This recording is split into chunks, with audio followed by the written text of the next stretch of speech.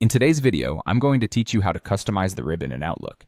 If you've ever felt the need to adjust your Outlook interface to better fit your workflow, customizing the ribbon is a fantastic place to start. It's a straightforward process, and I'm here to guide you through each step with ease and clarity. First things first, let's open Outlook. Once you've launched the application, locate the File tab on the upper left corner of the screen. This is your starting point for any customization or settings adjustment. Clicking on File will present you with a new menu on the left side of your screen. This is where you can access a variety of options related to your account and application settings. Next, from this new layout, you'll want to select Options. You'll typically find this option towards the bottom of the list. Clicking on Options opens a new window named Outlook Options. This window is where most of your personal settings and preferences can be tweaked to fit your specific needs.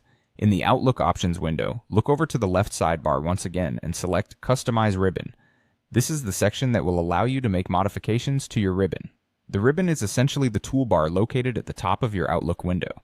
It has different tabs, and within each tab, you find groups of tools that can perform various functions. Now, with the Customize Ribbon menu open, you can see a list of main tabs on the right side and a list of commands on the left. Here, you can begin to customize to your heart's content. For instance, if there are certain tools or commands you frequently use in Outlook, you might want to add them to the ribbon for easy access. Consider which commands are most vital to your daily tasks. You can explore the commands list on the left, find the ones you need, and add them to the main tabs on the right. Simply click a command on the left and then select Add to move it to your desired tab on the right. You can also create new tabs or groups entirely, offering even more layers of personalization. Remember, personalizing the ribbon should improve your efficiency, so think about the layout you'll find most productive as you work in Outlook. And don't worry, if you ever need to revert back to the original setup, there's a Reset button that will return everything to its default state.